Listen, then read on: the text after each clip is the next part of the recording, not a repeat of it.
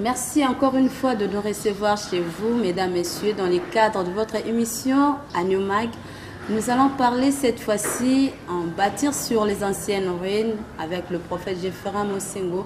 Vous le connaissez, il est le numéro 1 du ministère de délivrance à les délier, 6 avenue Bapou, numéro 20, quartier Salongo, dans la commune de Limete. Il est vraiment un père de famille, mesdames, messieurs. Avec vous, nous l'accueillons. Bonjour, prophète Jeffera Mosengo. Bonjour, Anumag.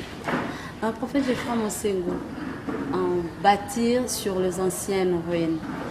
Vous êtes basé sur quel verset biblique et si vous pouvez nous expliquer c'est quoi ancienne ruine? Merci. Je ne peux pas parler des choses en l'air. Nous nous référons de la parole de Dieu parce que c'est de là où nous tirons la loi, nous tirons la pensée de Dieu. Et je suis sur le livre d'Ésaïe chapitre 58. Si vous pouvez me permettre de le lire rapidement. Verset 12, il est écrit ceci. Les tiens rebâtiront sur d'anciennes ruines. Tu relèveras les fondements antiques. On t'appellera réparateur de brèches, celui qui restaure les chemins, qui rend le pays habitable. Les ruines sont, je dirais, une partie de la perte de murailles d'une construction qui a été fondée. Maintenant, on doit se servir de ce fondement-là pour élever le mur. L'Église aujourd'hui est en train de connaître des hauts et les bas. Pour les enfants de Dieu, ils voient comme si Dieu n'agit plus, il n'y a plus de puissance. Parce que quelque part, nous sommes mal partis, si je peux me permettre. Parce que l'Église est fondée sur les fondements écuméniques, où nous sommes appelés à retourner le peuple de Dieu sur les anciens fondements qui ont été donnés par Dieu, lui le véritable architecte, c'est sa parole. Alors c'est sur base de cela que nous allons nous entretenir tout ce temps ici avec le peuple de Dieu pour amener le peuple à revenir sur la pensée originelle de Dieu. Voilà le grand thème de ce que nous allons partager. Alors, vous avez anticipé déjà ma question. Je voulais poser, qu'est-ce qui pousse l'homme à construire sur les anciennes ruines? Sur base de l'observation de ce qui se passe sur le terrain aujourd'hui, ça nous prouve que quelque part la parole de Dieu n'a plus sa place. Les choses de Dieu n'ont plus leur place telles que Dieu les avait établies, telles que les prophètes nous les avaient amenées, enseignées. Raison pour laquelle nous devons retourner à Dieu. Mais le retour à Dieu ne doit pas se faire seulement comme ça. Quelqu'un dit, bon, je commence à prier. Il faut qu'il y ait un fondement, un soubassement. Et les soubassements, le fondement en question, ce sont ces ruines dont nous allons nous poser dessus. Vous avez parlé de l'œcuménisme. C'est quoi l'œcuménisme? L'œcuménisme, c'est l'ensemble des idéologies, des philosophies, des divinités. Donc il y a de ceux-là qui prient leur Dieu. C'est un peu une histoire où on veut mettre tout le monde à l'aise, quoi. Donc vous priez votre Dieu, celui-là invoque son Dieu. C'est un peu les Babyloniens avec leur Dieu, les Grecs avec leur Dieu, les Romains avec leur Dieu et les Juifs avec leur Dieu. Maintenant, ils veulent mettre tout le monde à l'aise. Alors, ils se mettent là pour parler de Dieu. Nous le voyons même ici chez nous. Les gens disent, bon, c'est une journée, prenons l'exemple, comme on parle de Noël. Ils savent que c'est quelque chose qui n'est pas fondé dans la Bible, mais c'est sur base d'une convention. Les gens se sont convenus en disant, bon, le 25, nous adoptons ça comme un jour où Jésus est né. Alors nous venons célébrer. Celui-ci parle de son Dieu, l'autre parle d'un Dieu soleil, l'autre parle de son Dieu, je ne sais pas comment. Et sur base de cet arrangement-là, qu'on appelle écuménique. Alors, par là, vous insinuez que c'est l'écuménisme qui a ruiné le fondement ou comment? Exactement, en quelque sorte, c'est ça. Donc, d'après le concile de Nicée, qui a été tenu par l'empereur Constantin, il avait voulu, au fait, mettre tout le monde à l'aise sur certains points donnés, des points de doctrine. Alors, on amène les catholiques, on amène les protestants, on amène les babyloniens, on amène les grecs, on amène tout ce monde-là. Et ils commencent à célébrer certaines choses dont nous voyons que les choses ne marchent pas. Et si je peux aller plus loin en disant ceci, si nous disons, parce que j'entends les gens dire que nous avons tous un seul Dieu. Si nous avons tous un seul Dieu, pourquoi nous avons plusieurs lois? Les autres entrent pieds nus, les autres font ceci, les autres tout ça. Pourquoi tout ça? Parce que ça prouve que nous n'avons pas un seul Dieu. Et c'est ça la base de l'œcuménisme. Alors, prophète, qu'est-ce qui peut rassurer qu'on a construit qu'on a rebâti sur les anciennes ruines? Nous sommes en train de le faire. Jusque-là, l'enseignement n'est pas encore bâti sur ces anciennes ruines-là. Donc c'est à nous de retourner, comme on dit en hébreu, les teshuva, donc les retours à Dieu. Nous nous sommes vus égarés. Nous nous sommes vus loin de Dieu. Nous devons retourner à Dieu pour que Dieu nous retourne aussi. Alors, pour retourner à Dieu, nous devons retourner sur les bases anciennes, sur les fondements anciens. Alors, quels sont les fondements anciens? Et exactement, Dieu a donné des lois. Les lois, au jour d'aujourd'hui, j'entends dans les églises, les gens disent non, nous ne vivons plus sous la loi, maintenant c'est la grâce, la loi a été abolie, il n'y a plus de loi. La loi, selon les gens, ce qu'ils disent, la loi est venue par Moïse. Mais nous allons comprendre que la loi, ce n'est pas... Moïse nous a amené les écrits de la loi. Mais la loi n'a pas été donnée à Moïse, parce qu'Abraham a observé la loi. Abraham a vécu avant Moïse.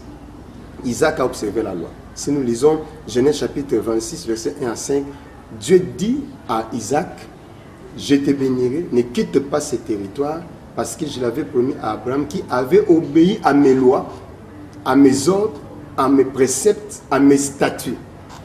C'était des choses qui existaient, mais qui n'étaient pas écrites. C'est par Moïse maintenant qu'on vient donner ce que Abraham et les autres avaient observé. On les met sur écrit de manière à ce que les gens voient et la compréhension facile parce que c'est écrit, qu'on les inculque aux enfants. Donc c'est sur base de ces lois-là, nous devons retourner pour bâtir l'Église. Alors à ce stade, prophète, dites-nous, quelles seraient les conséquences? Les conséquences seraient que Dieu retournera à son peuple. Le peuple reconnaîtra son véritable créateur. Et nous verrons Dieu. Parce que le souci de Dieu, ce n'est pas que les méchants meurent dans leur méchanceté, mais qu'ils se répandent de leur mauvaise voie, qu'ils retournent à l'Éternel et qu'ils vivent la pensée originelle de Dieu en créant l'homme. Alors, à quel moment vous proposez pour rebâtir sur les anciennes ruines, prophètes? Le moment, c'est celui-ci. C'est tout le temps est très urgent. Sur base de tout ce que nous suivons, je crois que d'ailleurs vous êtes de la presse, vous comprenez ce qui se passe. Au jour d'aujourd'hui, il y a des pays qui ont ratifié, qui ont voté des lois sur la masturbation, sur la pédophilie, sur la sexualité. Et ces choses sont commencées à être enseignées dans les systèmes scolaires. Ça sont des choses qui ne viennent pas de l'éducation de Dieu. Des choses ramassées ça et là, dont les diables certainement seraient derrière. Alors, on ne sait pas amener les enfants de Dieu sur des bases comme celle-là. Nous devons les retourner à ce que Dieu avait dit pour corriger ces enseignements qui sont purement diaboliques et sataniques. À ce que Dieu avait dit, par rapport à l'Ancien Testament, au Nouveau Testament, ou comment? L'Ancien Testament comme Nouveau Testament, je ne vais vraiment pas trop entrer dans ce terrain-là. Je préférais parler de l'Ancienne Alliance et de la Nouvelle Alliance. Et je vais apporter un éclaircissement pour le peuple de Dieu. L'Ancienne Alliance consistait à donner des lois, mais écrites sur des tablettes. Dieu a donné des lois dont j'ai parlé ici. Abraham a obéi, Isaac, les patriarches ont obéi. Alors Dieu donne ça à Moïse. Moïse amène ça, c'est ça, l'alliance là. La nouvelle alliance, c'est toujours les mêmes lois, mais cette fois-ci, ne sont pas écrites sur des pierres ou des tablettes. Dieu les a écrites dans nos cœurs. Donc l'Église maintenant doit être fondée sur ces lois-là, qui ont été écrites, qui ont été données. Vous voyez dans les temps, si quelqu'un marche avec des lois, d'ailleurs Moïse les a fait tomber, il les a brisées. Aujourd'hui, si vous promenez avec des tablettes qui a des lois, vous pouvez tomber. La tablette tombe de l'autre côté. Vous risquerez de perdre ce qui est là. Alors Dieu entre dans la nouvelle alliance pour améliorer ce qui a été fait avant. Il prend ces lois, il les met dans nos cœurs. Si tu tombes avec ces lois-là dans ton cœur. Tu peux te réveiller pour dire, non, non, j'ai mal agi, je continue, je peux faire ça. C'est parce que les lois sont là. Les lois ne sont pas brisées. Ça, c'est la nouvelle alliance. Alors, je ne sais pas, prophète, si vous pouvez nous préciser, il y a un passage biblique qui dit lorsque le fondement sont ébranlés, que fera le juste? Oui, Psaume chapitre 11, verset 3. D'ailleurs, c'est la question la plus intéressante qui est posée là. On pose la question, quand les fondements sont renversés, le juste que fera-t-il? Comme ce que nous voyons aujourd'hui. Ça saute aux yeux que les fondements sont complètement renversés.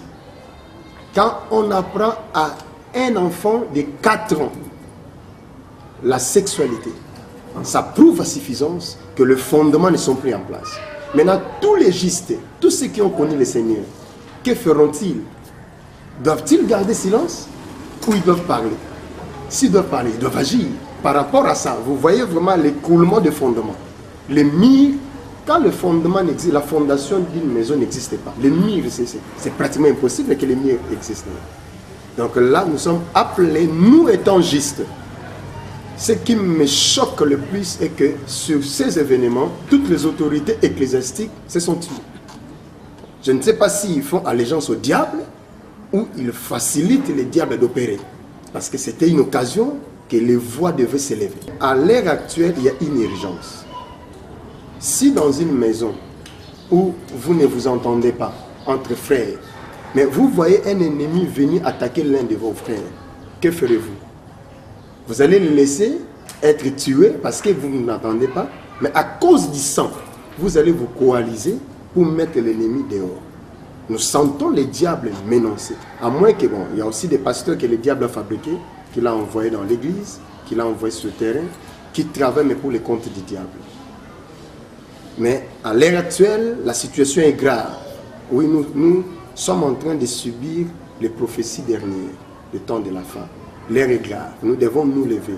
On ne dit pas, quand les fondements sont renversés, les pasteurs, que feront-ils? On dit les justes. Les justes. Oui, les pasteurs, les sacrificateurs sont là. La Bible dit dans Malachie 2, c'est de la bouche du sacrificateur qu'on demandera la loi. Alors, pasteur, qu'est-ce que vous proposez comme remède, vous étant homme spirituel? Et est-ce que vous avez aussi communiqué, si je peux profiter directement, communiquer cette vision ou ces soucis-là qui vous montrent la passion aux autres serviteurs comme vous? Oui, j'en parle avec les serviteurs de Dieu avec qui nous sommes ensemble. Et d'ailleurs, j'ai même organisé un dimanche spécial, c'est ce dimanche 16 septembre. Nous aurons un grand culte de protection de la race, de protection de la sémence. Nous venons d'une grande activité ici, on parlait de toi sortira des rois, mais les rois là, on doit les protéger. Les enfants, on doit les protéger. Donc nous vivons maintenant la même période, je dirais, comme la période de la naissance de Moïse, où les enfants de 0 à 2 ans étaient tués parce qu'il y a un enfant qui devait être libérateur.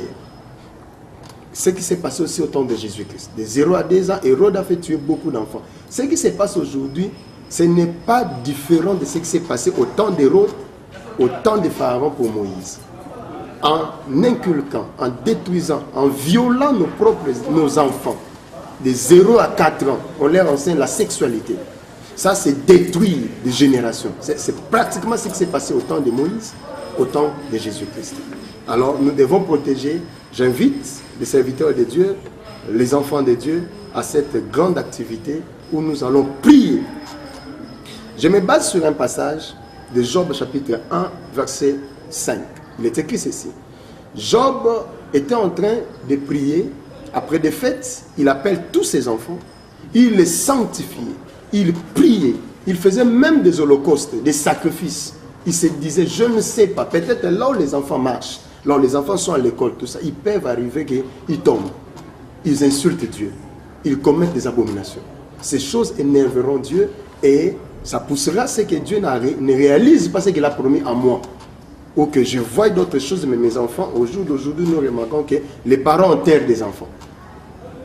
Ce qui est bizarre, c'est aux enfants d'enterrer les parents.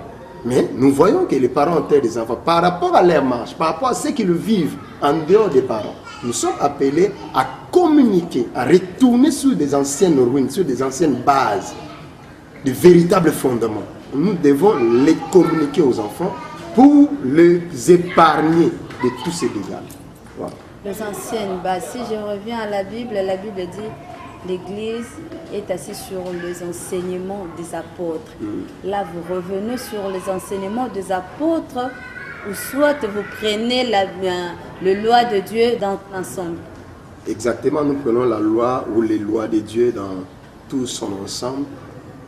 Éphésiens chapitre 2, verset 20, par rapport à ce que tu viens de dire là, la Bible dit nous sommes fondés sur les enseignements des prophètes, des apôtres, Jésus-Christ comme la pierre angulaire.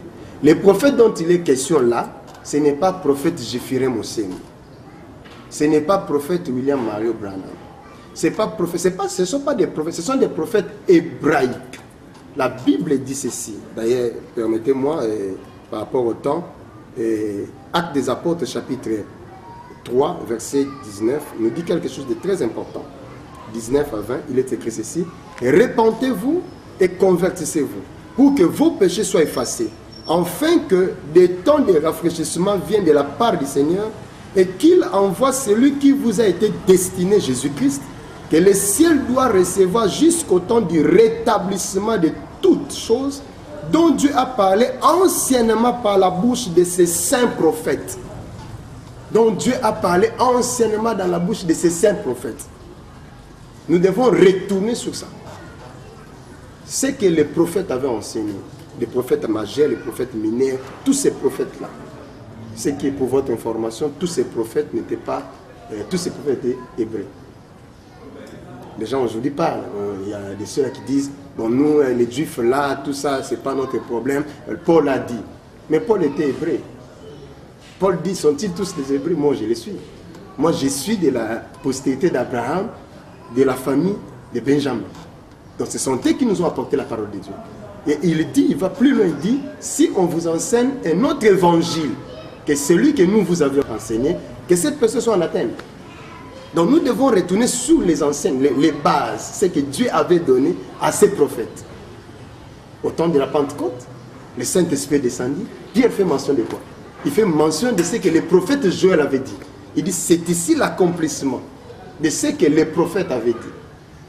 Dans les derniers temps, dit Dieu, je répandrai de mon esprit. Nous devons retourner sur ces bases-là. Si aujourd'hui l'Église est devenue ce qu'elle est devenue, nous vivons tout ce que nous vivons parce que nous mettons de côté la parole vraie de Dieu.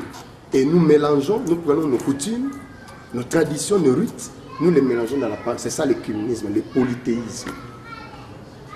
Voilà les messages que nous avons. Prophète, si vous pouvez conclure par rapport à tout ce que vous avez dit.